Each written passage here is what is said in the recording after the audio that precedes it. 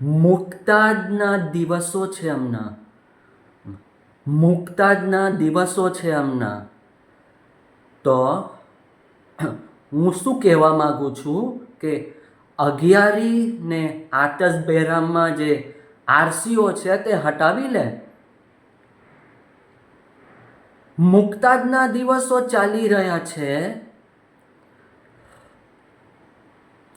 તો અગિયારી ને આતસ બેરામમાં જે આરસીઓ છે તે હટાવી લે. બધી આરસીઓ એ દેવયસનીમાં આવે છે, બધી આરસીઓ માસદયસનીમાં નથી.